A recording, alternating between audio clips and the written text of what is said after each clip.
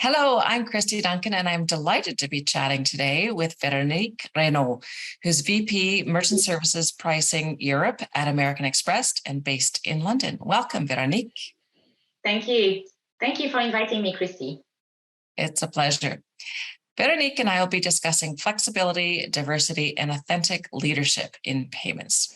We're all trying to navigate towards this new normal when it comes to how we work. And given that so much has changed over the past couple of years, I'm sure we're going to cover things today that are going to be pertinent to everybody in our audience. So let's get started.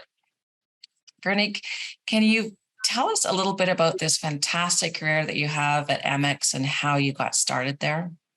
Yes, absolutely. Look, I started more than 20 years ago when I was working in a consulting firm in Paris, and I was hired by American Express to come to London.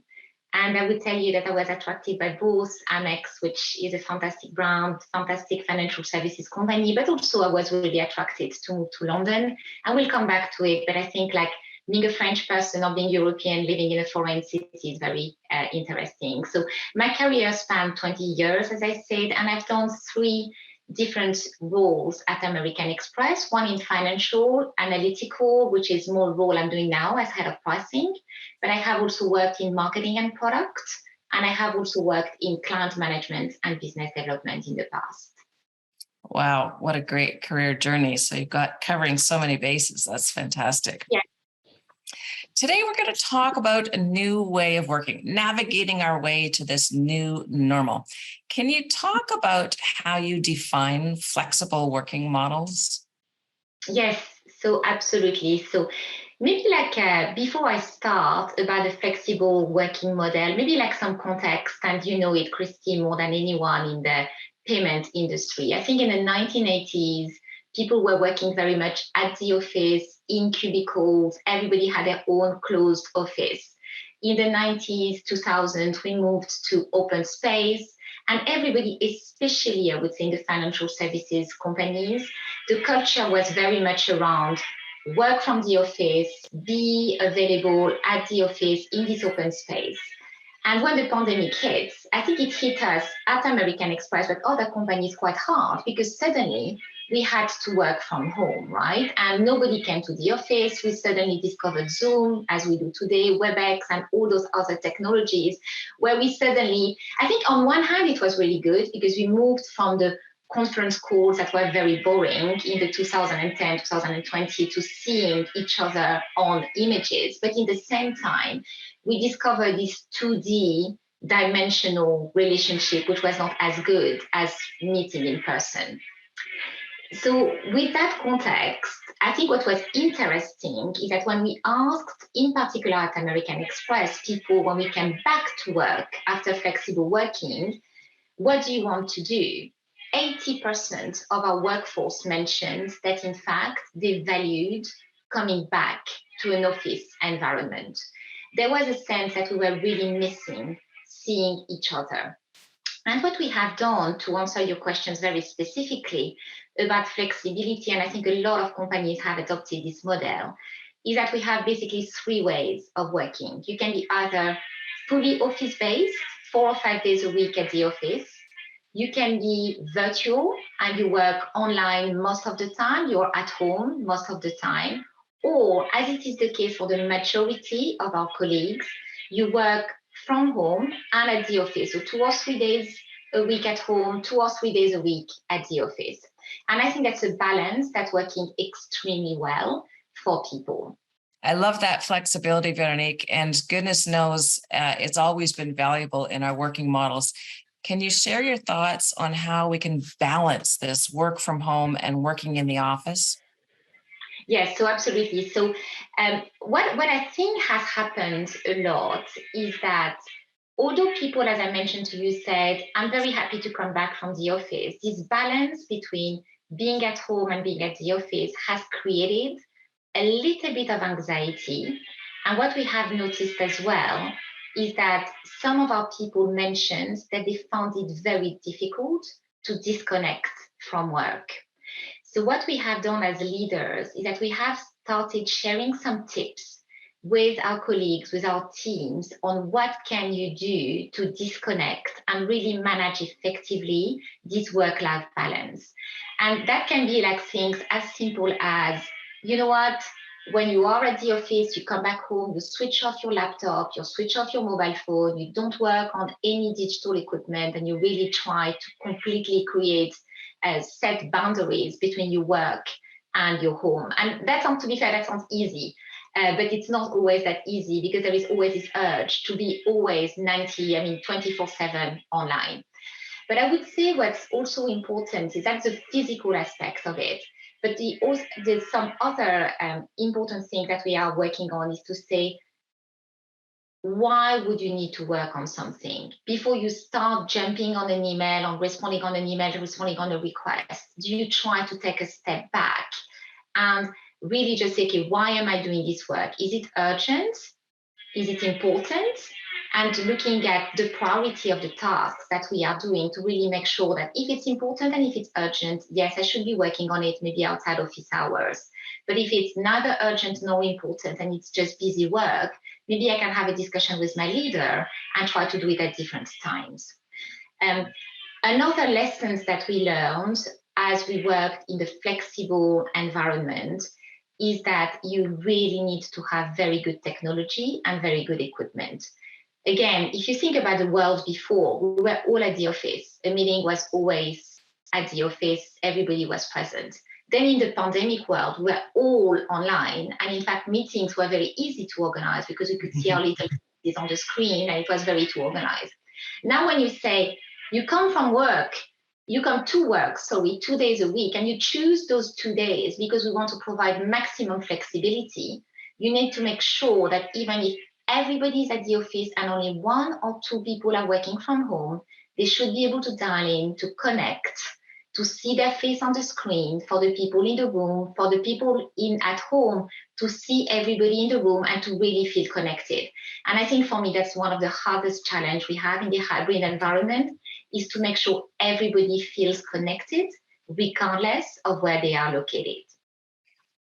Indeed, such great learnings. I love that, setting boundaries, especially when you're working with a global organization like Amex, where the emails are coming in from the other side of the world in the middle of the night, and you certainly can't be on 24/7 to manage that. So setting boundaries is so important.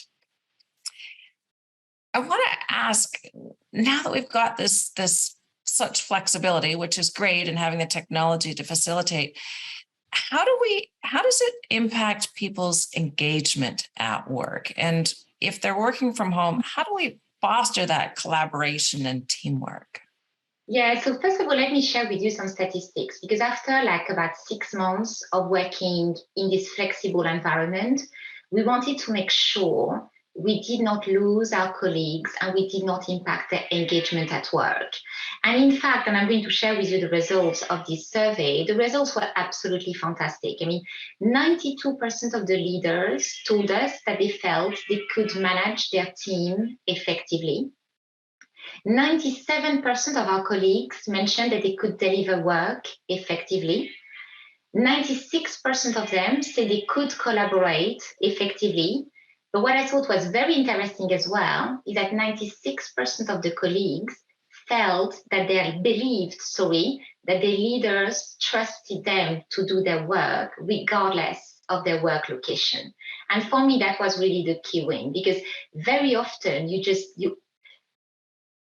as a colleague, as a worker, 99% of the people have got very strong integrity. They will work hard and they will pull their weight. But most of us can feel insecure when we are in this flexible environment and we feel we may not be recognized by our leaders. And the fact that such an overwhelming number of people recognize that their leaders trusted them to do their work and trusted them to be able to achieve or even overachieve regardless of their work environment, for me was a really great success matrix of the flexible working environment we are providing. Yeah, that's fantastic. So that collaboration and teamwork is based really so much on trust, Yeah. and working together. Are there key lessons that you've learned, and are there best practices that are emerging at Amex? Yeah. So what I said is that we are still in a learning mode, but I would say I would almost paraphrase what our CEO was saying, which is almost like respect the flex. And flex may mean something different for every single person. So, for example, some teams have experienced 1 day a week, everybody comes. So every Tuesday, the entire team is at the office. Some team are saying 1 day a month, we are all at the office. In my particular team, I'm saying we come 2 or 3 days a week. You choose whichever day you come. I'm not going to ask for a specific day a week because my team is large enough that there are sub teams that may want to be together during 1 or 2 days. So if in addition to that, I force a fixed day, it's not going to work for the majority of the people because they want to have the flexibility to be together 4 or 5 on a Monday or a Tuesday, right? So I think for me, where we are adapting and we are flexing is that we are saying 2 days a week. Some teams will say those days have to be set. Some teams will say you choose whichever day you want. But what I would say for me, what has been the most important thing is to make sure that maybe once a month, once every 6 weeks, whatever is the period that's relevant for your team, people are meeting in person and everybody is either in a room or playing a game or going outside, or having a drink together. I feel it's so important to rebring the social environment and social interactions at the office because at the end of the day, we are all human beings. We want to have interactions together. And I think it's very important. And I'm mixing some social events, as I mentioned, but also like actual team days at the office. I've done recently like a Myers-Briggs session with my entire team where we were looking at our personalities. We really did it 4 hours together in a room. And I said very specifically, nobody will come online. It has to be together because that's the best way to get the most of the session. So I would say providing the flexibility and adapting to the team and making sure that there are some guidelines 2 days a week, but those guidelines are not enforced. Yeah, it's a fine line. And as you say, we're still learning so much Yeah. to learn. Indeed. I want to switch gears a little bit, Veronique, and talk about diversity. And we've always known that diversity is so important. Should it still be a priority now that we're trying to navigate this whole new back to work? Yes, absolutely. So I would say, first of all, I'm a fundamental believer that the flexibility we are providing is going to really help diversity because now you can work on functions regardless of the place where you are located. And mobility has always been a hindrance for people to make a career. And I would say, in particular, women. Women are less mobile than men. I think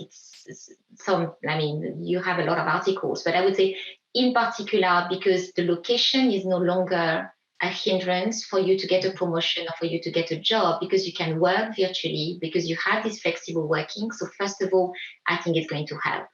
That being said, we still have a long way to go in terms of helping diversity in the workplace. And when we think about diversity and women in payment, we very often think about the gender diversity, right? More women in the financial services. And I think the work you are doing, Christy, and women in payment is fantastic to promoting women in the workplace and in financial services in particular. But I would say it's only one aspect. The second one, we've just mentioned it, is the geodiversity. Can you have a team made of people from like Brazil, Kenya, India? For me, it's very important when I look at my team, I have a fantastic diversity of people coming from different origins, different race, different ethnicity, religion. So I think that's very, very important. But I would also tell you, Christy, there are two diversity elements which I think are equally important and very often overlooked. The first one is the tenure diversity. As much as I like having young, bright, undergraduate students come and join us, and I think it's always fantastic to have them, it's also really good to complement those newcomers with tenured people. And I think a team can only be successful if you really have a balance of, when I think about my team, I have people who joined my team 3 months ago, And I have team members that have been here for 15 years because pricing, which is the function I'm leading, is also very technical and requires a lot of knowledge and technical expertise. So I think it's very important to have the tenure and age diversity. And the fourth one, which I think is massively overlooked, but very, very important, is for me the social diversity. And we tend to recruit from very high, very good universities. And I think it's also important. I have, for example, very recently recruited someone who does not have a university degree, who is coming from a servicing implementation background. And this person is adding a ton of value to the team because he's looking at projects so much more like an implementation servicing client-facing lens, which is something I did not have before, with more like people having more like master's degrees. I think it's also something very, very important to keep in the teams. I love that. So many different strands of diversity. And you're right. We want to make sure on all different levels, on all different parameters, that we've got that diversity across our teams. Very insightful. Thank you for sharing. When it comes to diverse teams, and therefore different needs, cultural backgrounds, aspirations, how can you as a leader, we as leaders, ensure that we've got everybody on the team engaged? Look, it's as I said, look, the work environment, the physical place we work in will play a role. But I would say it's also quite important to ensure that either with your direct report or my leaders, I manage people who manage people, that we are aware of the needs and the development opportunities of everybody. So for example, so for me, for engagement, I would almost have two dimensions within engagement. One is almost the physical well-being of the person. And I would say at American Express, we have some mental health well-being programs that are very good to ensure that if someone doesn't feel like as well or someone does need some punctual help, we make sure they are okay. And I know it sounds obvious, but if physically, mentally you're not good, you are not yourself, you are going through a struggle, it's going to be very, very difficult for you to be engaged in your work, right? So I think the physical and the emotional well-being is very important. And then once you've done that, you can work on the what I would call the environmental well-being or the work environment, and making sure you are in a place where people can speak freely, be open with each other, and work like in a place where we are all very transparent and we keep the dialogue going between employees and leaders to make sure we address their needs, not only their physical needs and well-being and mental wellness, but also meet their career aspirations and their goals, to really ensure that day to day they work on things that are meaningful to them, but we also work towards their career goals. So many different approaches to this and so many different levels. This is very insightful. We're just about done here, Veronique. I've got a couple quick questions left. One is, in your opinion, can we talk about flexibility and diversity and how they come together in leadership to helping you become an authentic leader? Yeah, so maybe something I should have mentioned as well in your previous question, Christy, which is linked to engagement as well, is that first and foremost, I think it's very important to set very clear goals and objectives to everybody. So for example, if you look at American Express, we have a company vision. Then my business unit, which is merchant services, we will have a vision, which is to acquire merchants and make sure we have the best acceptance in the world that we can. And then you set a vision for pricing, which is the team where I belong to, and make sure the team has got clear goals. And the reason why I mentioned that is that you can be in the best environment, as I mentioned before, you can be the best leaders. If your team doesn't have clear goals and objectives, it's very, very hard for them to thrive. And then in terms, to answer your questions very specifically, in terms of authentic leadership, I would say look, if I recap, for me, three things are important, right? One, self-awareness, knowing who you are as a person, as a leader, and being yourself. When you bring yourself to work, you are who you are, right? So that's first self-awareness and being aware, frankly, about your strengths, your weaknesses, your development areas. Nobody is perfect, right?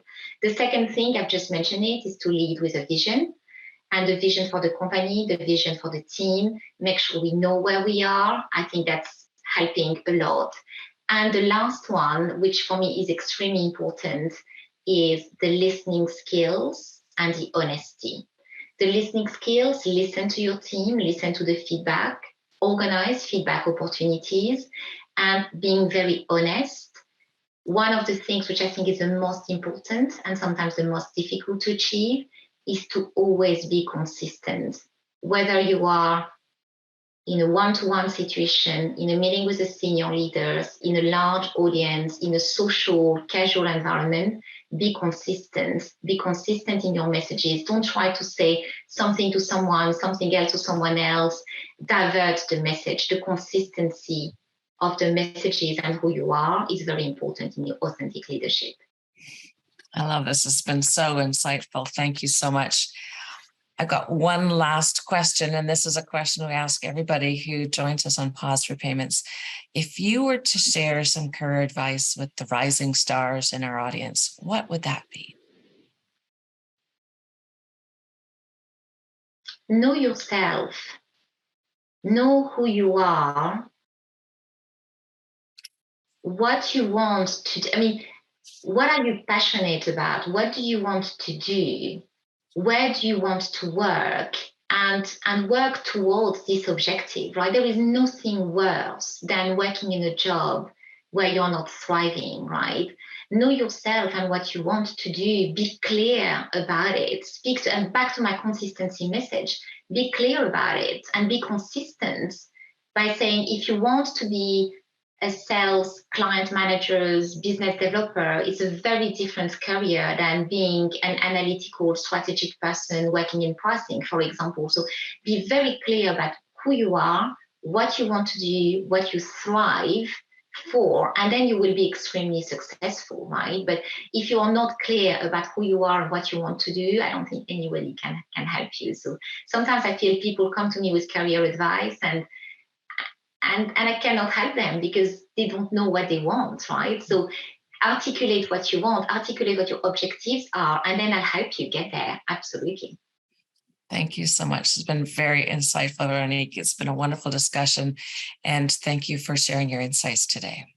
Yeah, no, thank you so much, Christy. I really appreciate our discussion. So thank you for inviting me. It was an absolute pleasure to be part of this Women in Payment Pause conference. Thank you so much. Thank you. And thank you also to our audience as we explore the exciting world of payments with Veronique and other amazing and inspiring women leaders from around the world of payments.